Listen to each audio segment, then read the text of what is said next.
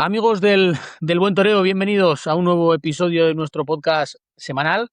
Hoy nos vestimos de nuevo de luces y abrimos la puerta grande de este programa para recibir a un hombre que respira verdad, compromiso y vocación en cada lance. Un matador que sabe perfectamente lo que es forjarse a fuego lento, que ha cruzado el charco para triunfar y conquistar los ruedos de América, y que pisa con firmeza las plazas más exigentes, demostrando siempre su concepto puro de la tauromaquia, a pesar de que a veces haya entrado en los circuitos más duros. Hablamos de temple, de sacrificio, de resiliencia, sobre todo, y de una lucha incansable por hacerse un nombre en el escalafón, hasta llegar a hitos tan importantes como su soñada confirmación en la Plaza de Toros de las Ventas. Así que hoy nos sentaremos a charlar sin prisas, a corazón abierto, para descubrir el hombre detrás del traje de luces, sus miedos, sus mayores triunfos y esa pasión inexplicable que solo se entiende cuando uno se queda solas frente al toro. Así que hoy le damos la bienvenida y las gracias al matador de toros Luis Gerpe por estar con nosotros. De verdad, muchísimas gracias, Luis. Muy buenas, Aitor. Nada, un placer, como siempre. Pues como hacemos con todos, me gustaría conocer un poco tu historia, de dónde vienes, cómo empieza la historia de Luis Gerpe para poder llegar hasta el que conocemos hoy. Bueno, pues la verdad que ha sido totalmente una vocación innata desde antes de tener incluso uso de razón. El toreo siempre ha estado en mi vida y bueno, pues ha empezado, ¿no? Como con muchos niños, con esa ilusión, imaginando faenas, imaginando triunfos y imaginando lo que sería ser un matador de toros, ¿no? O un torero importante. Y empecé desde muy niño, pues bueno, tengo recuerdos, fotografías de niño muy chiquitito, con 4 años, con un capote en la mano. eh, y mis tardes, pues era ver corrida de toros en la televisión, tenerlo también, que lo tenía en mi familia, ¿no? Por parte de mi madre. Y entonces lo he vivido desde muy niño y hasta el día de hoy, pues acompañado toda mi vida. ¿Recuerdas ese momento puntual en el que Luis Gerpe se introduce o le pica la curiosidad? Yo creo que no hay un momento clave que lo marque o que lo recuerde, ¿no? Porque a lo mejor hay muchos compañeros que pues lo llevaron un día a los toros o en mi caso ha sido algo como muy natural también al tenerlo en la familia. Eh, y como te digo, no tengo un recuerdo de niño que no recuerde ya estar con los trastes en la mano, queriendo ser torero y dando por hecho que lo iba a ser. O sea, yo no tenía nunca una duda de que no lo iba a lograr. O sea, hay anécdotas, ¿no? Por ejemplo, pues en mi pueblo, en Seseña, eh, un señor, ¿no? Que tiene ahí la tienda y la carnicería y me lo recuerda muchas veces cuando me ve. Dice, con 6 7 años, me decía, ¿tú qué vas a ser de mayor, torero? Y digo, no, yo soy torero. O sea, yo lo daba por hecho de que eso ya era. ¿Tenías algún referente? ¿Recuerdas algún referente de esos de, pues hombre, todos cuando somos, pues eso, cuando uno es niño tiene un referente siempre, ¿no? O sea, toma por ejemplo a alguien, ¿no? Yo recuerdo que la generación, sobre todo la mía, la de la gente del año 2003, 2004, 2005, tienen a Padilla muchos como referente, ¿no? Porque era la persona que impactaba. No sé si en tu caso tenías ese referente que dijes, joder, yo quería ser como este hombre. Yo empecé, fíjate, por mi edad, el que impactaba en ese momento era el maestro Juli, porque era el que veías más cercano pues lo veías tan joven, llenaba las plazas bueno, pues la que tenía formada, pues todo el mundo quería ser el Juli, ¿no? Entonces, como primer referente y eso, tú decías, yo quiero ser como el Juli, ¿no? O sea, que el maestro Juli para mí ha sido el primero que más te impactaba en esa época. Y luego el maestro Enrique Ponce, que por mi abuelo, pues siempre ha sido un torero que es de su gusto y que siempre decía, ya verás, y me acuerdo de ir a los toros con él y decía, ya verás cómo le meten la canasta al final. O sea, y entonces han sido como los dos toreros, el Juli por impacto y por verlo más cercano a la edad y querer conseguir eso. Y luego el maestro Ponce, porque siempre mi abuelo ha sido muy de ese concepto, del torear hacia atrás, emboscarte los toros y luego pues siempre verlo con esa clase y con esa facilidad innata, ¿no? Y esa estética. Luego entiendo que también influye mucho la tierra en la que naces, ¿no? Porque, si no me equivoco, en esa provincia es donde yo creo, muchas veces la gente habla de Valencia y tal, pero en cuanto a festejos taurinos, no hay un pueblo en toda la comarca que no dé prácticamente una novillada, una clase práctica, una corrida de toros, un festival. O sea, yo creo que también eso influye, ¿no? En tu vida. Bueno, yo, por ejemplo, he sido bueno, en Toledo, por ejemplo, en el caso mío, en Toledo, pues hay muchos festejos y es verdad que claro, al final lo ve desde muy pequeño, sobre todo en mi pueblo, en Seseña, pues siempre veía los encierros, los festivales, las novilladas que se daban y entonces pues lo ves muy cercano y tú quieres, pues también cuando tienes esa ilusión de querer conseguir ser torero, pues el tener la facilidad de poder verlo de cerca, pues te ayuda mucho, ¿no? Y como te digo, también al venir de una familia taurina, pues estás empapado en ello y lo das como una rutina de vida. ¿Y en algún momento te quieren impedir en tu casa que seas torero o te ponen facilidades? Sí, no, mis padres para nada querían que fuera torero, mi familia, incluso, bueno, pues mi abuelo, mi tío y eso, pues era como eras muy niño, pues jugabas a eso, yo, pues sí, como te digo, nunca se pusieron conmigo a querer enseñarme desde niño, es más, mis primeras becerras y las primeras veces que iba al campo, incluso casi primer novillo que toreo en el campo y eso nunca se ponen conmigo a entrenar o a decirme cómo es y era todo puramente innato, o sea, hasta ya avanzado y ya toreando bastantes becerras y eso, pero me decían cosas ya delante de los animales, pero por eso mismo, ¿no? Porque imagino que como la mayoría de las familias y sobre todo cuando se sabe el sufrimiento y lo complicado que es, pues no quieren que tu ser querido, o tu hijo, o tu nieto, o tu eso, pues sea torero, ¿no? ¿Y en algún momento, o en qué momento Luis Gerpe y empieza a tomárselo en serio? Me refiero, ¿entras en alguna escuela? Me gustaría un poco saber ese proceso, cómo fue, porque es como quien dice el momento en el que uno da el paso, ¿no? Y dice, oye, pues yo me voy a tomar en serio. Sí, yo, como te digo, empiezo a torear pues en fiestas camperas que hacía mi familia, para pues, cuando había un cumpleaños, había una celebración, pues lo celebrábamos en el campo, echando unas becerras, pues eso, y son mis primeras veces así, y luego pues acompañaba a mi tío, y que la primera iniciación que hago, como en una escuela taurina, es en la escuela de Aranjuez, la escuela taurina de Aranjuez, y casi no duró nada porque la cerraron, el ayuntamiento la cerró y bueno, pues fue un poco como la forma de ya encauzar, ¿no? A que bueno, que mis padres y eso pues aceptaran el que ya me lo iba a tomar en serio y entonces cuando cierra la Escuela Taurina de Madrid, o sea, de Aranjuez, me paso a entrar en la Escuela Taurina de Madrid. Em, Me gustaría también que me cuentes un poco cómo es ese paso por la escuela, porque imagino que notas mucho la diferencia de una escuela a otra, porque la de Madrid es otra película. Sí, como te digo, casi realmente en la escuela de Aranjuez no me dio casi tiempo a lo que era la rutina de entrenamiento, ¿no? Porque la cerraron muy pronto y como te digo, a mí me sirvió de un poco como ya convencer a mis padres de que quería dedicarme, ¿no? A ello. Y en cuanto cerró, bueno, yo ya debuté en público antes de entrar en la Escuela de Madrid y en ese mismo año ya me apunto, tenía 13 años para 14 o 14 cuando entro en la Escuela Taurina de Madrid y eso, y yo ya había debutado en público y bueno, pues a partir de ahí ya totalmente en serio y con el enfoque de querer conseguir el ser matador de toro y un torero importante. ¿Cuánto tenías de viaje hasta la escuela?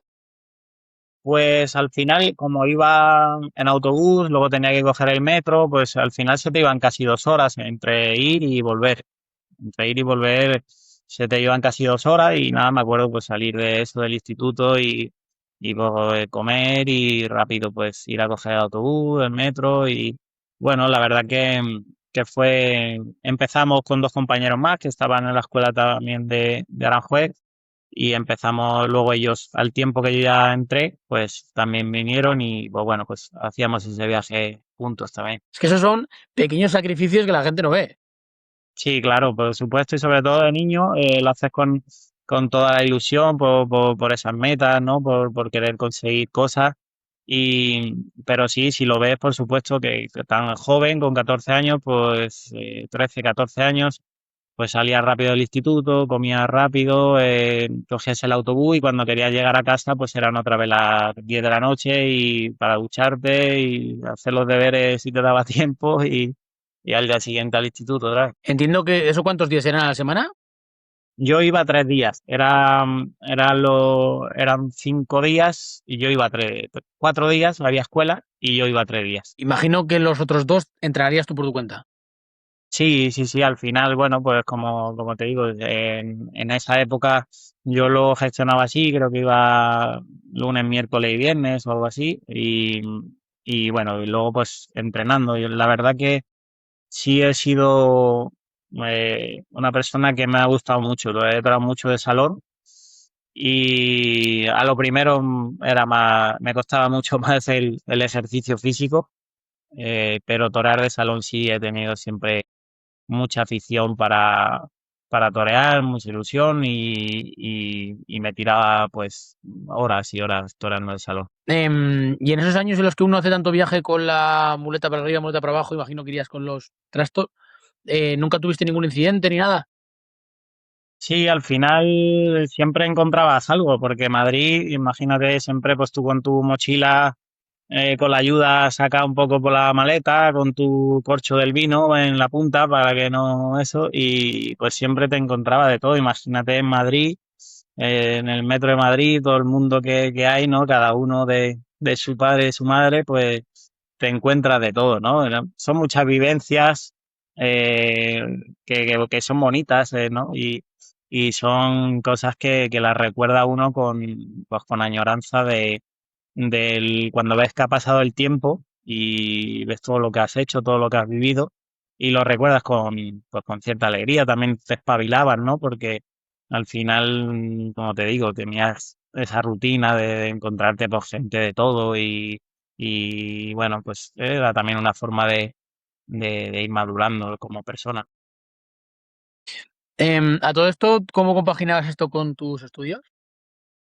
Pues como te digo, pues te tocaba a lo mejor en el autobús ir haciendo los deberes o estudiando para el examen o luego también es verdad que cuando empiezas de muy niño, porque yo es cierto que de muy niño pues iba mucho al campo, toreaba, como te digo, tenía 13 años cuando debuté en público y no sé, y antes de cumplir los 16 pues no sé qué número de festejos, pero toreé mucho, no sé, 50 60 no sé, antes de los 16 años, pues toreé mucho, muchas clases prácticas, muchas novilladas en caballos y eso, y entonces, pues claro, pierden mucho, ¿no? Pero bueno, tampoco es que fuera un estudiante ni que me gustara, aprobaba, estudiaba en un rato en el recreo y es verdad que medio lo defendía, ¿no? Pero no es que fuera, no me gustaba, no era muy estudiante. Todos los toreros yo os visualizo cuando sois niños, cuando tocabas poner en clase tema libre, meter toros. Sí, al final va a tiro hecho, ¿no? De lo que uno medio sabe algo, crees que sabes algo, vas a tiro hecho y sí, porque como te digo, no, en esa época, o sea, yo estaba tan convencido, o sea, es más, cuando a lo mejor he tenido alguna duda y reflexiona mucho más con la madurez, con el tiempo, pero yo de niño jamás pensé que yo no iba a conseguir ser matador de toros o que me iba a dedicar a ello. Jamás pasó por mi mente siendo niño o siendo chaval que yo no lo iba a lograr. Entonces, bueno, pues en esa etapa pues, tú te crees, bueno, que estudias, pero porque tienes que estudiar y porque te obligan, ¿no? A ir ahí, tus padres y todo eso. Pero bueno, la verdad que lo solventé y bueno, pues una etapa, ¿no? Compaginar todas esas cosas. Em, Imagino que te dirían, ¿no? Gente de tu entorno, a lo mejor que te no sé cómo decirte que tuvieras el plan B, ¿no? De los estudios. Sí, claro, no, hombre, y tu familia, tus padres, todos, por supuesto, quieren, lo ven, ¿no? De la conciencia adulta y de saber de qué va la vida, pues te incitan a eso, ¿no? A que estudies, pero como te digo, sí es cierto que yo en mi caso eh, toreaba mucho, mis años eran eh, pues el toreo continuamente, tanto de campo como de, de torear en las plazas.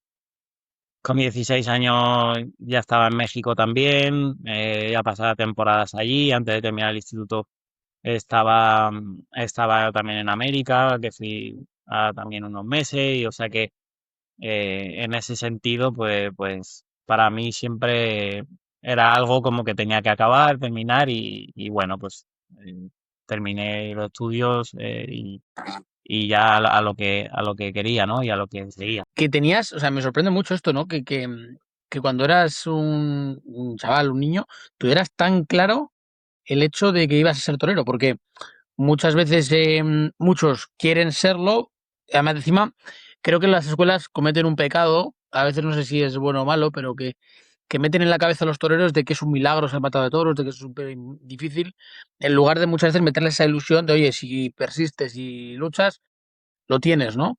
Imagino que a ti también te venderían la moto a ver, no es vender la moto porque en gran parte es verdad, pero te venderían el esto de, oye, que es muy difícil ser matado de toros, ¿no? Entonces me parece súper complejo el hecho de que digas, es que lo voy a hacer, o sea, es que me da exactamente igual, que seguro que en algún momento te encontrarías con gente que te diría que no valías, con gente que te diría que sí y con gente de todo tipo.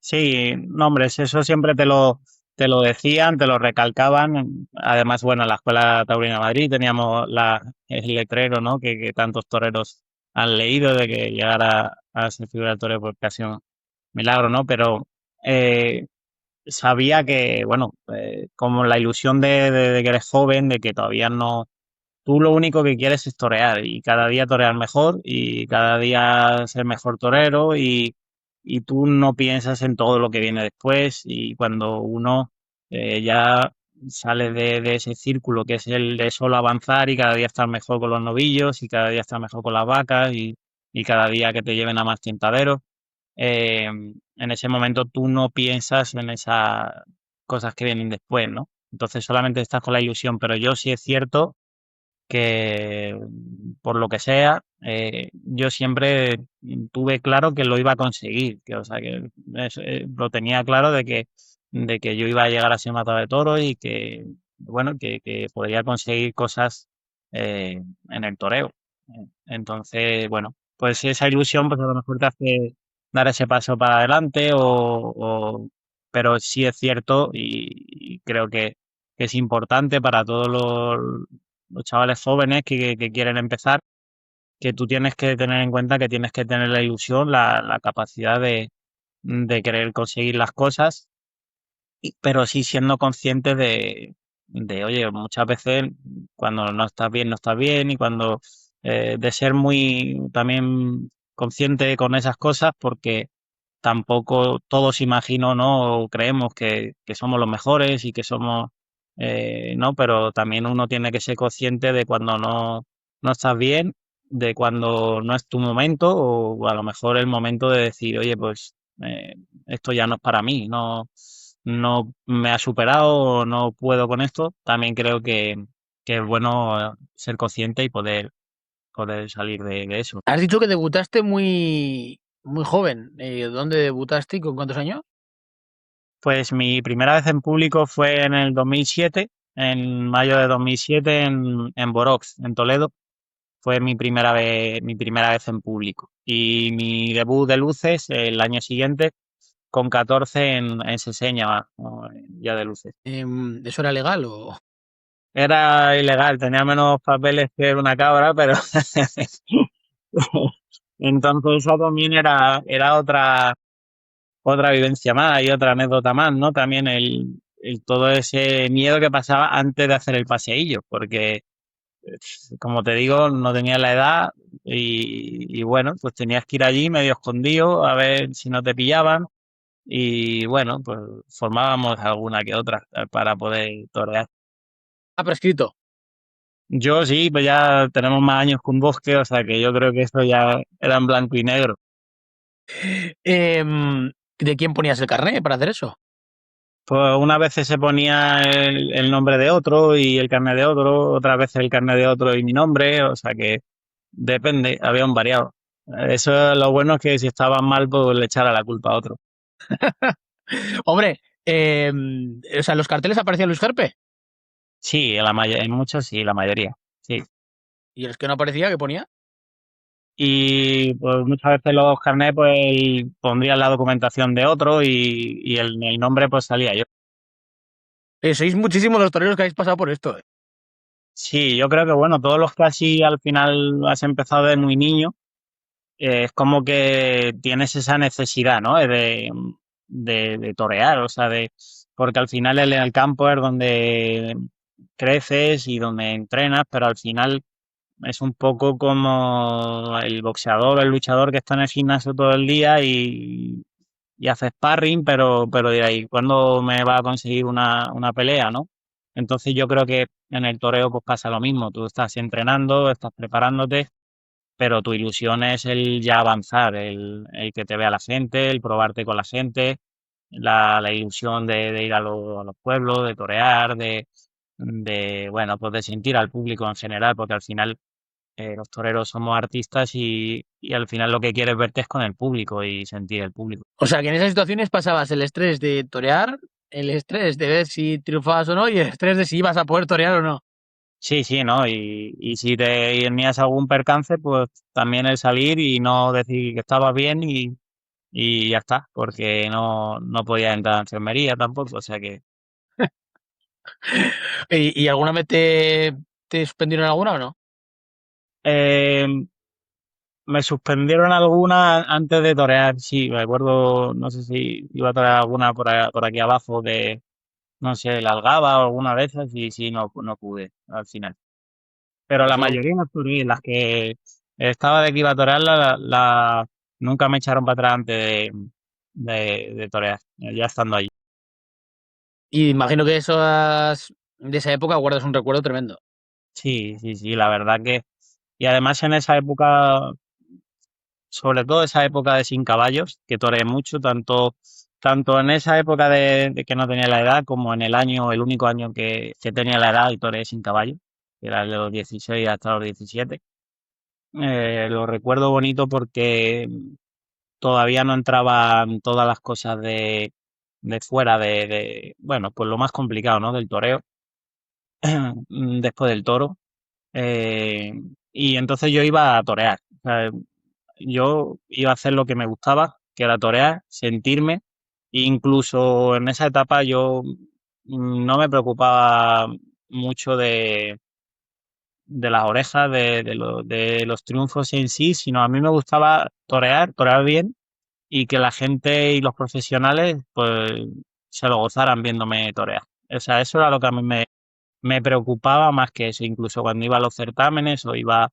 entonces, creo que eso era bonito porque la esencia del toreo, para mí la esencia del toreo es sentirte toreando. Y luego está las otras cosas que son cosas, por así decimos, de negocio o de interés, que necesitas esos triunfos, que necesitas... Pero al final cuando tú vas a torear y hacer sentir y sentirte, independientemente de las orejas, la gente es lo que quiere ir a ver, a emocionarse, ¿no? Y para mí en esa etapa de verdad que siendo muy niño, que a lo mejor te puedes dejar llevar más por eso, de cortar orejas, de rabos, bueno, que también cortaba y que me gustaba, oye, cortaba orejas y rabos, pues te gustaba, pero que yo lo que de verdad quería es que todas las cuadrillas de los otros compañeros, que los mismos compañeros, pues como marcar esa diferencia, ¿no? De ir a torear, a hacer como yo lo sentía.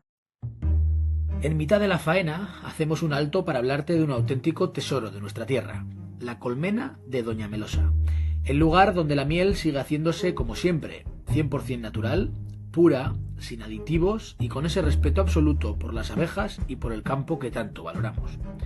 Más de 100 años de tradición avalan un producto que sabe a dedicación, a oficio y a sostenibilidad.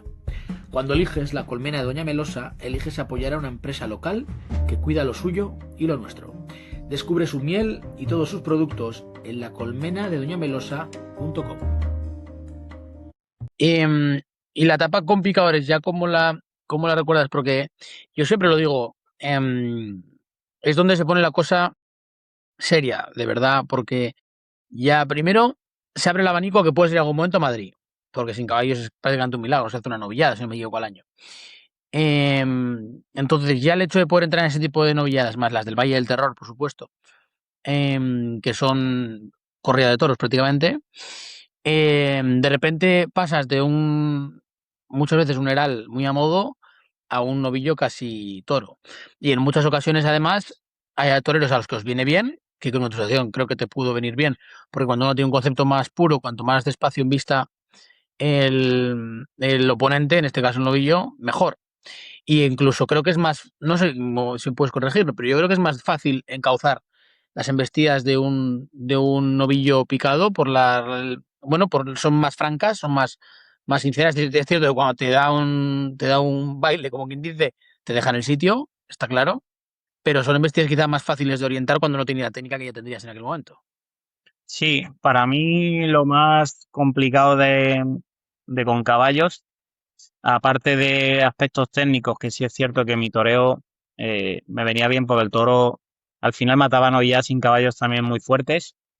Vamos, 2 cornadas de las que tengo son de sin caballo y mataba novillas muy fuertes. Eh, entonces, por el nivel del volumen del toro, prefería el picado.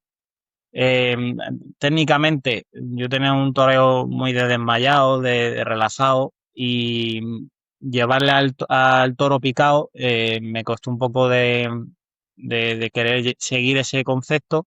Y entonces, pero lo que más me costó es que empieza otro tipo de lo que rodea el toreo en esa etapa. Para mí fue lo más complicado, porque como te digo, que esa etapa de novillero sin caballo, de becerrista, que yo lo que quería era estar bien, pero para que los demás se lo disfrutaran y para yo gozarme el toreo como lo sentía cuando debuto con caballo y ver la dificultad que tiene torear y hacer novilladas. También venía de torear el año, ya cuando tenía la edad, ese año toreé en todos los certámenes de sin caballos, toreé las 2 tardes de Málaga, cortando las orejas, en Nimes toreé 3 tardes y corté igual 4 orejas, toreé, bueno, pues Madrid en la final de la Escuela Taurina de Madrid, que se celebraba ahora, es el circuito de eso, pero antes era solamente para los 3 triunfadores del año de la Escuela Taurina de Madrid. Y toreé también Madrid en otoño, corté una oreja y me pegó una cornada a mi primer novillo. Y toreé en casi todos los sitios y cortando orejas. Sevilla, bueno, toreé todo, mucho. Toreé ese año 48, por ahí, 48 novilladas solamente ese año. Y, y entonces pues venía de todo eso encarrerado y de repente pues bueno, debuto con caballos en enero en la Feria de Bogotá. Luego de ahí voy a Aguascalientes, que ya había estado también sin caballo, había matado allí festivales. Y, y luego la siguiente ya fue en Las Matas, una novia también muy fuerte, con encierro, un corridón de toros. Y la tercera o cuarta novillada fue en Las Ventas, las nocturnas, que las tenía ganadas del año anterior por haber sido el triunfador. O sea que mi tercera novia picada o cuarta fue en Las Ventas, en las nocturnas. Di una vuelta a ruedo, esa tarde que toreé con mi compañero Sergio Flores, que además fue una novia muy dura de Javier Molina, que lo cogió muy feo y eso fue una novia dura, pero bueno, di una vuelta al ruedo. Y ahí, pero ya ahí empecé yo, fui a Arnedo también, ese año, que vine reaparecía de una cornada también que me pegó en Mocejón. Y me toreé ahí una novia de Pedraza y Yeltes, también con Sergio Flores y López Simón. Y, y bueno, pues ya lo que vi ahí es eso, que ya no valía el solamente expresarse, y cuando tampoco tenías en ese círculo que te mantengan eso, o sea, que puedas torear, que puedas rodarte, que puedas torear novilladas a modo a lo mejor para ese estilo que yo tenía en ese momento, pues eso fue para mí lo más complicado. Entonces, mi toreo, mi concepto y en mi mente vi que tenía que salir un poco de eso, entonces no me hallaba bien porque no podía, no hacía lo mismo que yo hacía de Sin Caballos, de querer expresarme solamente, ya entraba una prisa de tener que cortar orejas.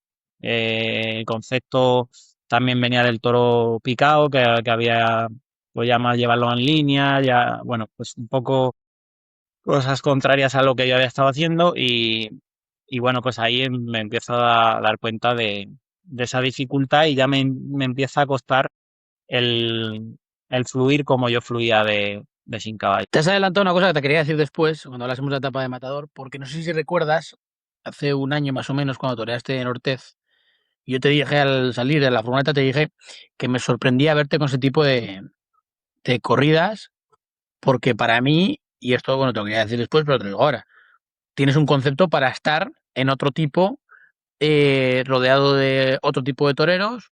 Tengo la sensación de que no te han dado tampoco la oportunidad de demostrarlo con ese otro tipo de ganaderías. Y por lo que detecto, o sea, empieza ahí, en la etapa de novillero, cuando te tienes que ver, no sé si destinado o... Hombre, cuando uno no tiene más, pues lo que si hay un clavo ardiendo es al que se tiene que agarrar. Y entiendo que por ahí empieza, o sea, empieza en la etapa ya de novillero cuando te empiezan a meter en este tipo de circuitos. Sí, como bien dice, o sea, yo cuando de niño, o sea, de la etapa de novillero, de la escuela, incluso luego con caballos, los primeros años, si a mí me dicen que yo iba a estar matando las corridas que estoy matando, hubiera jurado que mentira. O sea, y la gente que me conozca de esa etapa y mis mismos compañeros, pues bueno, que hoy en día, pues muchos de ellos que están funcionando y están en una posición privilegiada del toreo, eh, creo que cuando me ven o así me lo transmiten y bueno, que no lo diría nadie, ¿no? Quizás de los que me conocían en esa etapa que yo iba a matar estas corridas. Y para mí ha sido también un crecimiento personal muy grande.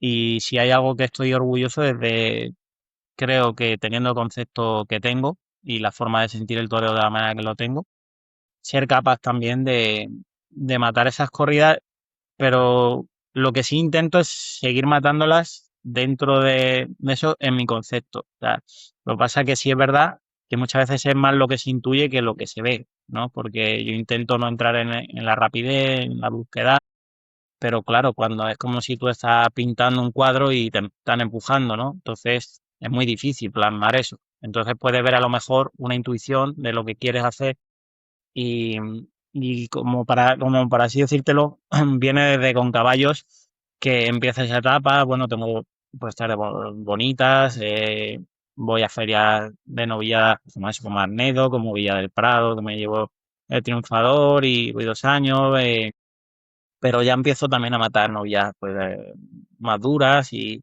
muy fuertes sobre todo. Entonces, bueno, cuando tú vienes de querer plasmar ese concepto y es lo que tenía, o sea, porque es que tampoco, o sea, no es que las cogiéramos porque no queríamos las otras, sino que, bueno, pues se fue encauzando de esa manera y, y bueno, pues también fue un rodaje para que a lo mejor ahora, en estos 5 últimos años que estoy matando estas corridas, pues desde luego que es un bagaje que me ha dado el matar esas novilladas. No se entienda que no las quieres, al revés. O sea, No, o sea, si estoy en la posición que estoy hoy, gracias a Dios, es por esas corridas y es por esas ferias y es por el respeto del aficionado, ¿no? Que como digo, yo siempre he dicho y en las entrevistas que me han hecho, siempre he dicho que yo estaré en las corridas que el aficionado quiera verme. O sea,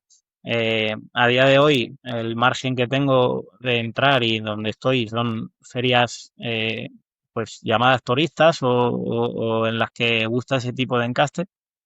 Y, y yo voy feliz. O sea, aquí, por ejemplo, cuando estamos entrenando y los mismos compañeros dicen, "Joder, estás alegre y estás y con la que tienes ahí el sábado, con la que tienes ahí el domingo y que tienes ahí la de este, la del otro". Y es que yo estoy feliz porque es que vengo de lo más abajo, de sufrir por no torear, entonces yo voy a Vic y para mí no es voy a matar un corridón de toro y la dureza, o sea, yo voy a matar esas corridas sabiendo a lo que voy. O sea, no el poner excusas y pegas y es que ha sido muy complicado y es que se me ha venido por dentro, que me ha mirado, eso ya lo sé yo desde que me anuncio. O sea, si se desliza por allí y le puedo pegar 20 a mi aire, pues de lujo también. Yo entreno para eso. Yo no entreno aquí todos los días con brusquedad ni yo hago el toreo como yo lo sueño. Otra cosa es que yo en el campo, pues ya ver los aspectos técnicos en ese tipo de ganaderías con los ganaderos. La verdad que también es una de las cosas que quiero resaltar, que los ganaderos de las ganaderías que estoy matando en estas ferias tienen una categoría tremenda. La verdad que el respeto con el que te tratan, el cariño, como te invitan a sus casas, cuando he tenido percances han llamado, han tenido, la verdad que en ese sentido veo que tengo el respeto de esos, de esos ganaderos y de esos aficionados que tienen ese concepto del toreo y que al que es capaz de hacerlo te respetan, ¿no? Y eso también te da fuerza para seguir aguantando y para que cuando viene esa dureza delante del toro seas capaz de superarlo. Cuando has hablado de la etapa de novillero con caballos, has dado a entender, o entendido yo igual así, que te topas con un mundo del toro que quizá no querías ver o que no te gustaba, porque se pierde la pureza, empezamos a ya hablar de dinero, empezamos a hablar de apoderados, empezamos a hablar de un mundo más turbio, en el que yo siempre lo digo, cada vez que venís por aquí, me sorprende, ¿no? A ver cómo decirlo desde fuera. Yo entiendo que la fuerza o lo que vivís delante de la cara del toro tiene que ser muy fuerte para obviar que hay gente que se lucra con vosotros. Es decir, hay gente que gana dinero o más dinero que los propios toreros sin jugarse la vida. Sí, mira, yo una de las cosas que saco, ¿no? De estos años parados y que no he estado toreando aquí en Europa, en España, em, porque es verdad que yo sí, gracias a Dios, desde que debuté, como te he dicho, en 2007, de niño, no ha habido un año que yo no me haya vestido de luces. He toreado todos los años, gracias a Dios, e incluso en los años de la pandemia, todo estaba en América y gracias a Dios todos los años desde que debuté he podido torear.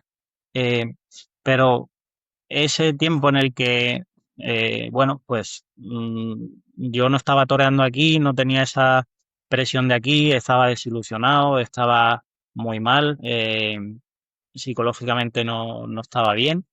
Entonces yo tenía una facilidad, pues como te digo, de torear mucho de niño y yo estaba en América y mataba las corridas de toros aunque no estuviera con disciplina, aunque en ese momento estuviera en mi alma y en la oscuridad, yo luego toraba las corridas y toraba toros bien a gusto, triunfaba o salían las cosas bien, entonces me hacía más relajarme, ¿no? Y a lo mejor en esa indisciplina, porque aquí estaba desilusionado, porque oye, desde el 2015 hasta el 19 no toré, fue tomar la alternativa y ya no, estuve bastante años sin venir a España, a Europa. Entonces, pero sí he toreado. Y lo que saco en claro de lo que me has comentado es que he conocido gente de muchos otros aspectos, gente de negocio, gente de, pues, a grandes esferas, por mucho por encima de lo que nosotros podemos llegar a ver en el toreo y entonces entiendes que es un negocio. O sea, dentro de la pureza tiene que ser un negocio. Y si yo soy empresario taurino, yo tengo que poner tres toreros que yo solvente eso y yo pueda ganar dinero, porque es un negocio. Otra cosa es que yo como empresario a lo mejor me pueda gustar más un torero que está en su casa y me puede agradar más su concepto, pero no podemos olvidar que es un negocio. Entonces, cuando tú percibes, ves la vida de otra manera y ya no tiene yo en mi etapa ahora mismo lo que quiero es ser feliz toreando. A mí del toreo me gusta torear, pero no estoy de acuerdo o no siento las cosas como mucho que hay alrededor del toreo. Entonces, pero no porque no me pongan o no porque no toree tanto como quisiera o porque eso lo entiendo perfectamente, porque lo veo también desde un punto de negocio. Entonces, yo entiendo que los empresarios tienen que poner a gente que aquello sea rentable, porque incluso un torero que haya salido por la Puerta Grande de Madrid, de Bilbao y Pamplona el mismo año, si yo lo pongo en Villasube que te empujo y no me lleva a nadie, no es muy es un gran torero, o sea, es muy buen torero, me puede gustar, pero es que no me trae a nadie, entonces no es rentable dar todo.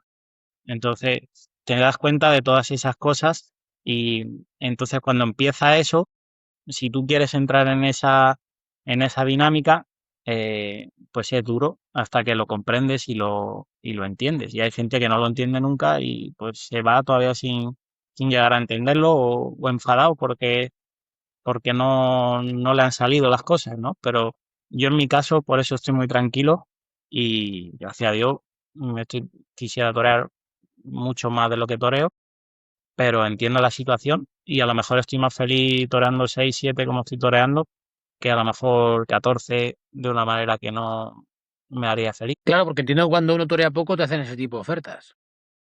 Sí, al final, bueno, por eso te digo que entiendo que hay circunstancias para ello. O sea, yo mismo he tomado esas circunstancias en un momento clave de mi carrera en la que yo creía que, o sea, cuando tú estás en la oscuridad más absoluta, tú tienes que tomar una decisión. La decisión es o irte o decir, mira, yo si esto soy capaz de cambiarlo en esta temporada o en 2 temporadas, perfecto, y si no, a otra cosa porque si no, no eres feliz, ¿no? Es decir, si yo no me puedo dedicar a ello y no puedo vivir de eso, aunque hagas luego otras cosas que te hagan vivir de mucha mejor manera, aparte del toreo, en este momento, en esta circunstancia, yo me lo tomé de esa manera. Y entonces, cuando yo vuelvo a España después de 4 años intentando hacer las cosas bien, no se puede, hago ese esfuerzo. Y gracias a Dios me abre las puertas de ese tipo de corridas. Por eso digo que le estoy tan agradecido porque es la llave que me ha hecho volver y que mucha gente, por eso tú, Aitor, me has dicho, ¿no? De que mi concepto, que tú sabes ver eso, mucha gente que me conoce de esa etapa de niño y de novillero sabe cuál es mi concepto. El público de Madrid, por ejemplo, sabe cuál es mi concepto porque me ha visto de novillero, me ha visto tardes toreando a mi forma, toreando alrededor de Madrid, Villaviciosa, Guadalix, en muchos sitios, saben cuál es mi concepto. Pero hay gente que me ha conocido ya en estas corridas. Entonces, yo a lo mejor, como dice, a lo mejor en ese tipo de corridas te puede parecer pues algo con menos ruido, ¿no? O sea, dicho así, a lo mejor hago menos ruido, pero intento dentro de eso sí ser puro y a lo mejor no llamas tanto la atención eh, por esa guerra, pero para mí o lo que intento es que dentro de esa guerra haya un segundo de armonía, ¿no? Entonces, por eso digo que las circunstancias que empiezan de novillero con caballos a saber de qué va esto y ahora ya pues con la madurez lo entiendes mucho mejor. Claro, yo me refería sobre todo más al tema de que cuando estáis en situaciones delicadas, aparecen empresas que tratan de lucrarse a vuestra. Es decir, vamos a ser honestos, que te llaman y te ofrecen torear por debajo de los mínimos, ¿no? Es muy difícil decir que no y a la vez es muy fácil, ¿no? Porque van a aprovecharse de esas situaciones porque aquí hay que ser muy honestos. Hoy en día vale lo mismo contratar a un torero que no torea nada que a uno que está toreando 15. Se le paga los mínimos y ya está. Entonces, para un empresario es bastante sencillo, porque yo pongo a alguien que tiene más nombre y ya está. Por lo tanto, esto es un bucle, ¿no? Cuando uno está sin torear hasta que se le aparezca la chispa de que alguien le dé por apostar por ti. Entiendo que también fue o ha tenido que ser muy difícil decir que no a este tipo de cosas, o muy fácil, depende cómo sea la cabeza de cada uno. Mira, yo creo, Aitor, bueno, en ese aspecto y en esas cosas, ¿no? Es como algo que está ahí, que todo el mundo lo sabemos y que mm, yo creo que hay situaciones y circunstancias, ¿no? eh, y en las que, bueno, pues habrá compañeros que jamás lo hayan hecho. Yo en mi caso sí, como te digo, me ha servido, pero por un porqué. Yo entiendo eso por un porqué. O sea, entiendo una situación concreta y hacer algo en un momento clave en el que tú quieres arreglar algo. Como tú dices, si tú estás sin torear, si nadie apuesta por ti y nadie te pone, por eso mismo, porque no te están viendo y porque cuesta lo mismo que poner a un compañero que está en feria, y está en San Isidro y está en... Entonces, nadie va a llamar para ponerte a ti porque eres muy buen torero y te han visto de salón torear y torear muy bien, ¿no? Entonces, eso tenemos que entenderlo, que es así y está mal, pero es un negocio que hay y que tú tienes que decir si tú quieres ir o no. Y si a ti te conviene en ese momento, pues lo tienes que hacer. Pero lo que no veo, o por ejemplo, no es mi forma de verlo, es que tú lo bases eso en toda tu vida igual. Por mi forma de entender la vida, no el toreo, no el toreo, y no por una cosa que sea de digno o no digno, simplemente porque, no sé, o sea, yo me quiero ver valorado donde esté, pero en el toreo o en un grupo de gente. O sea, si yo estoy en un sitio y están como diciendo, y este tío, a ver cuándo se va, pues no quiero estar ahí. ¿Ah? Entonces, por eso entiendo y te digo que a día de hoy, pues es complicado pues ver a lo mejor que otros compañeros torean y tú estás toreando menos, pero yo estoy feliz, o sea, realmente estoy feliz eh, y no he conseguido ni la cuarta parte de lo que creo que puedo conseguir o que quiero conseguir, o a lo mejor no es para que ellos sigan esto, pero de momento voy a torear y voy feliz y llego a los aficionados y es duro y son corridas complicadas y el aficionado te exige pero luego al final te valora y yo, gracias a Dios, a día de hoy siento el cariño de los aficionados que van a ver esas corridas y entiendo que esa exigencia que ellos tienen y yo voy sabiendo a lo que voy, pero voy feliz y estoy en un momento de mi vida que lo veo y no critico a compañeros que lo hagan como lo he hecho yo en el momento que lo he tenido que hacer. Habla muy bien de ti que lo digas, porque hay veces que hace. Yo entiendo. Bueno, creo que te ha servido como un trampolín, porque es verdad que después de verte. Porque encima lo jodido de esto, aunque suene mal y vasto, es que encima son ganaderías muy duras y en zonas muy complejas. Sí que es cierto que cada vez tiene más repercusión gracias a las redes sociales. Hace unos años nadie sabía lo que pasaba en el Valle del Terror, ahora cada vez más. Pero, pero lo que decías, tienes toda razón. Como estés toda la vida ahí, jamás podrás exigir y jamás podrás hacer, como quien dice, que se te tenga más en cuenta, ¿no? Em, ahora te voy a ser sincero, ¿tú te consideras bien tratado por el sector? Yo, si te digo que sí, te miento porque creo que se podría estar eh, en otra posición y como te digo, no he inventado el toreo ni nada, ¿no? Pero sí creo que, bueno, pues dentro de lo que estoy toreando y dentro de las ferias que estoy toreando, al final es complicado porque yo no tengo, por así decir, sitios donde crecer, por así decir, ¿no? Porque estoy toreando 6, 7 correas todos, 5, pero pues en Madrid es Vic, es Jerez, es Ortez, es Alez, es San Agustín de Guadalís, o sea, no tengo tardes en las que yo diga, yo qué sé, voy a probar esto, voy a ver, no tengo esas tardes de crecimiento de otro tipo de corridas, son tardes en las que yo, desde que lo que sí tengo claro es que desde el 2019, luego pasamos la pandemia y cuando yo vuelvo, que es esos esfuerzos que te digo, eh, cuando yo ya empiezo a entrar en Vic, ya puedo confirmar en Madrid, que para mí pues, fue una tarde muy importante porque era algo que me costó mucho hasta que me llegara esa confirmación, si habiendo sido, pues como te digo, triunfador de la Escuela Taurina de Madrid cortando una oreja, cortando 3 orejas de novillero, 2 vueltas a ruedo, y luego estoy 7 años para confirmar alternativa. Entonces, y confirma alternativa con una corrida Yo La Gitana y José Escolar, y doy 2 vueltas al ruedo, paro 5 toros y, y no vuelvo a Madrid hasta el año siguiente, otra vez en septiembre, con una de Juan Luis Fraile y Valdellán. Y, pero bueno, ya voy a Vic, tengo una tarde muy importante con una corrida de Dolores muy complicada.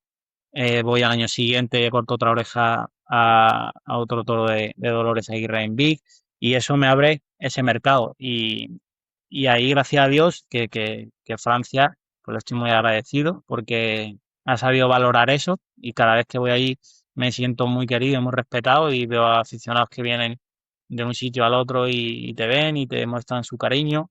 Y como te digo, son los que da fuerza pues, para hacer delante del toro esos esfuerzos. Em, luego te quiero preguntar un poco porque, claro, es fácil hablar hoy después de todo lo vivido, ¿no? ¿Uno piensa en esos momentos en dejar esto o no? Sí, por supuesto. Yo, como te digo, tomo la alternativa en 2015. Ya, pues bueno, yo ya la necesitaba porque estuve más tiempo de lo que yo quería o creía que tenía que estar, pero tampoco llegaba a esa oportunidad de esa alternativa, ¿no? Después de, como te digo, de cortar orejas en Madrid, de cortar orejas en ferias, de novilladas, pero no llegaba a esa alternativa. Y bueno, cuando tomo la alternativa en Alcalá de Henares, en 2015, mato mi segunda corrida de toros, es una corrida de toros de 3 de Adelaida y los otros de Escolar, corto 4 orejas esa tarde. Y entonces viene lo que te digo, que no quería torear por torear, que quería que fuera bien. Entonces me voy a México y Perú, que me llama por primera vez Perú, y en ese invierno pues ya alterno México y Perú, y ya desde el 2015 hasta 2019 que toreo en Sotillo de la Grada, después de lo de la huelga de Madrid, me llama y toreo esa corrida y corto un rabo en el 2019. Entonces es como yo dije, pues ahora voy a poder meter la cabeza por fin en España, ¿no? Porque yo lo que esperaba era, no salían corridas, pero yo esperaba mi confirmación. Yo lo que estaba era hablando mi confirmación de Madrid, pues porque creía que la tenía ganada, ¿no? En mi etapa de novillero, habiendo sido un torero que todos los años toreaba mucho y estaba arriba del escalafón y con orejas y con buenas actuaciones en Madrid, y no me llegaba la confirmación y tampoco no salía en corrida de los pueblos. Entonces estuve todos esos años pues muy complicado. La oscuridad creo que lleva a la oscuridad, ¿no? Cuando no te salen las cosas, eh, tú te pones mal y a veces para la gente pues puede ser que te lo tomas como que dice, bueno, le da igual, ¿no? Pero lo que está claro es que no siempre lo que parece que estás alegre, pero estar alegre no es cantar, y estar alegre no es bailar, y tú puedes hacerlo y estás por dentro negro, ¿no? Entonces veo oscuridad, no avanzas, y cuando llega ese 2019 voy a Sotillo de las Gradas y después de 4 años sin torear una corrida en España, corto un rabo, y cuando creía que al año siguiente pues iba a haber posibilidades de torear, me voy a México ese invierno y llega la pandemia, ¿no? Llega la pandemia y otra vez a oscuridad, otra vez.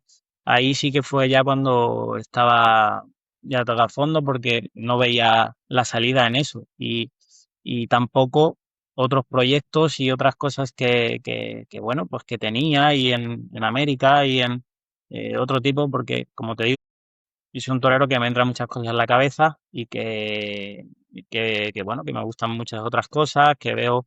Entonces, veía que en el toreo ya no iba a poder y que tampoco estaba siendo feliz, o sea, estaba pasándolo muy mal.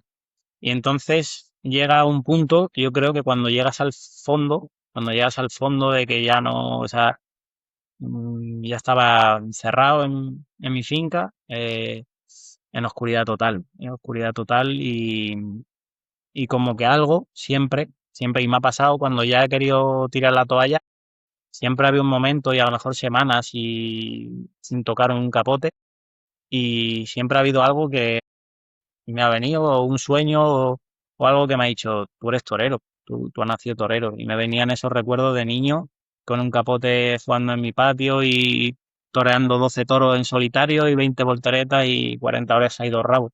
Entonces, siempre he vuelto. Y entonces fue cuando tomé esa determinación de decir, voy a agarrar la corrida que sea, voy a torear, pero no un pueblo por ahí, una corrida bonita, y voy a hacer el esfuerzo en esas corridas que pueden ver que estás preparado. O sea, que estás preparado para dar la cara, y son esas corridas que son exigentes. Y dije, si yo no soy capaz en este año de ir a Madrid, de entrar en Francia y eso, pues me voy. Y las corridas que toreo, en la primera que toreo, que es en el 22, de las primeras que podía ya darse toros, toreo corto 4 orejas y 2 rabos en Higuera de las Dueñas. Al día siguiente corto 3 orejas en Sotillo de la Grada, y al día siguiente en Mocejón salgo en hombros también. Al año siguiente ya pues empiezo con una televisada de Prieto de la Casa, salgo en hombros, salgo todas las tardes en hombros, menos mi confirmación, que doy 2 vueltas al ruedo, y a partir de ahí ya me llama Francia y ya empiezo a torear 4, 5 corridas de toros, que son las que estoy toreando hasta el día de hoy. Claro, yo detecto que, al igual que hay muchos toreros en los que veo que quizá les falta afición, ¿qué pasa? O sea, hay veces que esto pasa en todas las disciplinas. Hay gente que es muy buena a algo y como vive de ello, pues oye, lo ejerce, ¿no? Aunque se le dé, aunque no le guste o le guste menos que a otros. Detecto en ti, y bueno, es obvio, ¿no? Cuando alguien hace una huelga de hambre como la que hiciste, esto es porque esto para ti es más que una profesión. O sea, esto para ti es un modo de vida, por lo que veo, y más cuando lo has vivido desde tan pequeño. O sea, creo que no concibes en tu vida algo que no esté alrededor del mundo del toro. ¿Qué te llevó a hacer eso? Porque te tacharían de loco, te tacharían de imprudente, tenía quizá muchas más desventajas que ventajas. A la vista está, la más reciente ha sido la del Lagartijo de Córdoba, que ha sido muchas veces cuestionado, ¿no? O sea, ha apostado mucho por ello, ¿no? Y además no le ha servido. En tu caso, no sé qué te llevó a eso, porque estás poniendo tu salud física, por lo menos, porque la mental imagino que estaría tocada, al servicio de tu profesión. Pues mira, yo eso sí es verdad y todo, que todo lo que haces en la vida, eh, como dice, te arrepientes de algo que has hecho. Si volvieran a hacer, no haría muchísimas cosas que he hecho, muchísimas. Y entonces yo entiendo que hay gente que dice que eso le viene bien, lo que ha hecho y todo eso, pero yo, por supuesto, que si pudiera cambiar cosas, imagínate si cambiaría, ¿no? Em, si es una cosa que si fuera hoy no la volvería a hacer. Es una cosa que no va conmigo ni con mi personalidad. Quien me conoce sabe cómo soy, y soy todo lo contrario a intentar dar pena, soy todo lo contrario y creo que el toreo, o sea, en sí, en las corridas, o sea, estés en la posición que estés en el toreo, creo que un torero tiene que ser chulo, que un torero tiene que ser eh, torero, ¿no? Y el dar pena eh, para cortar una oreja, o para que me pongan el año que viene, o para mí no es lo que yo veo en el toreo y en los toreros que me fijo. Eh, entonces, eso de la huelga no lo volvería a hacer. Yo estaba en una oscuridad tremenda, no veía salida a nada. La plaza que me podía dar el volver a España, a Europa, era Madrid, la única en la que yo tenía motivos para estar, y se me estaba negando. Yo estaba toreando mis corridas en Perú, para poder seguir viviendo torero. Gracias a América, yo, sobre todo Perú, en el tema de que te puedes mantener siguiendo como tu vida de torero. Y México, que sin duda para mí es mi segunda casa. Y México en lo espiritual, en alimentar mi alma, sin duda ha sido fundamental. Y desde que fui por primera vez sentí como que yo pertenecía mucho allí. Y entonces, bueno, digo, volvería a hacer. No creo que es el camino. Y es más, o sea, luego después de eso tuve que cortar 3 horas a una corrida de Adolfo, salir en hombros fuera de Prieto de la Cal, matar un montón de corridas muy fuertes. Entonces, bueno, también creo que las cosas te llegan cuando te tienen que llegar. Eh, Uno tiene que ser honesto y yo en ese momento en el que yo estaba indisciplinado porque no tenía ánimo para otra cosa. No hubiera estado y me hubieran llegado esas oportunidades y por supuesto que las corridas que estoy matando desde hace esos 4 o 5 para acá, en ese momento no me hubieran servido porque no hubiera sido capaz de pasar esa raya y no hubiera sido capaz de afrontarlo de la manera que lo afronto. Y eso es verdad que cuando caí abajo y cuando pasó eso, fue como en mí y dije, yo he nacido para ser torero y yo voy a hacer el esfuerzo, pero lo voy a dar todo y me voy a preparar y por lo menos que por mí no se me va a ir, porque al final yo también estoy teniendo la culpa de que, bueno, pues das la imagen de, bueno, pues que no estás en ello y es verdad que no estabas, para grandes compromisos. Entonces, por eso creo que todo llega en el momento que tiene que llegar y que Dios te lo manda en el momento que tú vas a ser capaz de... Entiendo que tu familia, tu pareja, o sea, tu gente de tu entorno, cuando ve que tomas esta decisión, sí, imagino que es complejo, porque es que vuelvo a repetir, pones tu salud al servicio de una profesión. Ya entiendo, que digas, oye, yo me arrepiento de aquello. Aparte, esto tiene una doble vara de medir. Es que si te ponen después de la huelga de hambre y no triunfas, o sea, es como que ya, o sea, como se acabó. O sea, es una apuesta muy fuerte. Pero imagino que tu entorno también te diría, oye, deja el mundo el toro porque te viene hasta mal. Sí, mira, yo es verdad que además cuando la hice con todas las consecuencias y eso sí es verdad, que yo no mastiqué ni un cacahuete en el tiempo, en los 11 días que estuve, no mastiqué ni un cacahuete. Eso, porque si yo al final estaba, eh, pues bueno, recriminando un poco que no se estaba teniendo palabra conmigo y que no, eso pues hacer una huelga para estar comiendo, pues no lo veía así. De brazo perdí 3 centímetros de musculatura, no, casi no atinaba a hablar, además era verano, a las 5 de la mañana el sol allí, hasta que se iba, todas las quemaduras, tenía el cuello todo charrado y eso sí es cierto que yo el tiempo que estuve lo cumplí de verdad y lo hice, pero hay veces que cuando tú estás mal, estás en el borde de, de precipicio, pues hay gente que te echa para atrás y otra te echa para adelante. Entonces, bueno, hay veces que tomas circunstancias cuando no estás bien. Y bueno, o sea, es algo que hice, que pasó, que no es mi estilo, pero bueno, que al final ¿América te sirvió para recargar pilas? Porque es una...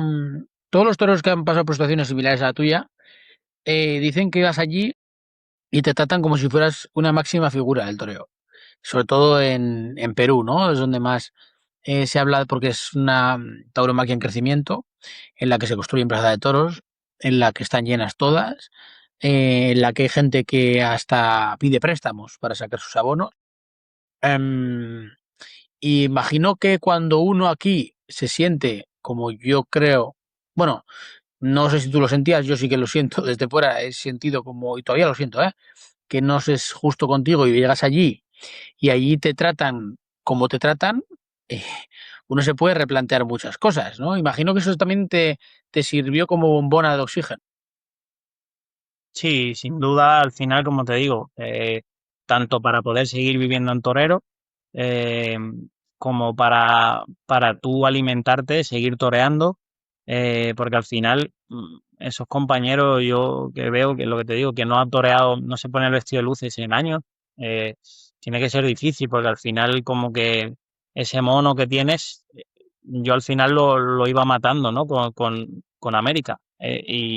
Y Perú más en esa parte de esa admiración de la gente, de llegas a esas ferias y la gente da todo por ir a los toros y van los 3 días a la plaza llena, cómo te tratan con esa admiración, ese respeto, al final te llena como tu alma de torero. Y luego México para mí, es verdad que llevaba una vida por amistades, porque me conocían desde novillero, gente del toro muy importante allí y también me han tratado siempre, independientemente de que yo aquí no estuviera toreando, me han tratado con un respeto y una admiración a mí como torero, independientemente del cariño que me, pero que me han tratado como torero dándome siempre un sitio tremendo en las corridas que he toreado siempre. Quiero que me cuentes alguna anécdota que te haya pasado por allí, por Perú, porque es otra tauromaquia completamente diferente. Sí, bueno, más que nada, o sea, allí lo que realmente lo pasan mal son los viajes y las carreteras y todo eso. Ahí se nota mucho la diferencia de oye, que las carreteras y todo son de pasarlo mal de verdad. Y luego, pues bueno, pues hay muchas cosas, ¿no? Que yo creo que Perú ahora mismo está en un crecimiento muy grande y el caso es que muchos compañeros eh, que aquí están funcionando, están yendo para allá, toreros que antes nunca iban, también. Entonces, creo que ha dado un avance de Perú, pero claro, pues hay muchas cosas, ¿no? Y anécdotas, y hay algunos que se quieren tirar a torear, o otros, bueno, un cerdo ahí colgado fuera de la plaza y ahí sirviendo para comer, ¿no? Hay muchas cosas que notan diferencia con España y cada país al final tiene su identidad. Yo los países que conozco, que he podido torear en Portugal, en Francia, en Colombia, en México, en Perú, cada uno tiene su identidad. Para finalizar, te quiero hacer las dos preguntas clásicas que le hacemos a todos. La primera es que me digas la mejor tarde de toros de tu vida y la peor, tanto para bien como para mal, y elegir una. Prohibido, siempre lo decimos, decir que la mejor está por llegar. Si la peor está por llegar, esperemos que no. Mira, pues por peor, bueno, pues había muchas tardes en las que no te han salido las cosas y bueno, que has podido pasar un mal rato. Pero sí es cierto, así por algo más, una novillada en Madrid, eh, que me salió un toro, porque si no estaba toreado, pues no sé, pero vamos, estaría toreado y bueno, pues fue una situación, pues la misma gente diciendo que me quitara de ahí. ah, una situación complicada y encima en Madrid, porque oye, uno tiene que echarse para adelante y el toro, pues bueno, era la esclavina y corriendo al centro y tenías que ir a por él y otra vez otros arreones, no se dejaba picar. Bueno, una tarde muy complicada, una tarde de septiembre también de novillero, de mi penúltima novillada en Madrid, eso, y fue de Mauricio Soler Escobar, era, Santa Coloma. Y el primero de la tarde fue para calentar. O sea que esa recuerdo así, pues algo más especial porque salió de esa infancia de ese novillo. Y luego buenas, pues te digo, fíjate, como soy una persona que me cuesta mucho, un torero, que me cuesta mucho verme bien o sea, soy muy exigente y me cuesta verme. Me veo en partes o momentos muy, muy cortos en los que veo que es un poco el toreo que yo quiero lograr. Pero me quedaría a lo mejor quizá con alguna de novillero, como por lo más que nada por lo que te digo, por la pureza y por el sentimiento. Y si es de estas últimas, te diría la tarde de Higuera de las Dueñas, por lo que tuvo en contexto, que corté 4 orejas y 2 rabos de Antonio San Román, eh, que bueno, que fue el punto de inflexión para mí, de estos últimos años. Esa tarde fue la que me dio moral, porque además era como que yo estaba convencido de que se iba a poder superar eso. Y el llegar a esa tarde, una corrida, vamos, una corrida muy fuerte, muy fuerte. Ver que fui capaz de hacerlo y de torear relajado, haciendo cosas de mi estilo y de mi forma de sentir. Creo que podría decir de estos últimos años me quedaría con esa tarde de Higuera de las Dueñas. Pues la verdad que Luis, te quiero dar las gracias por este rato. Además, te voy a ser muy sincero, ¿no? No es algo que diga siempre, ¿no? Pero creo, yo no sé la gente que escuchará este podcast, pero te puedo asegurar que de los cerca de 60 capítulos, para mí este ha sido el más sincero, el más honesto y de los que para mí se quedan dentro de mí, ¿no? O sea, creo que ha sido un placer escucharte, da gusto encontrarse con gente que va con la verdad por delante, igual que en el ruedo.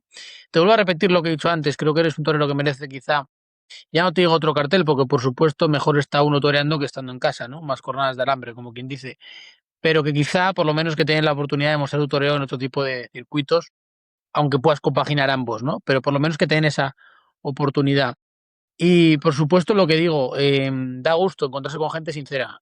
Hay poca, o sea, estamos en peligro de extinción, como quien dice, este tipo de toreros. Y de verdad que te deseo toda suerte del mundo.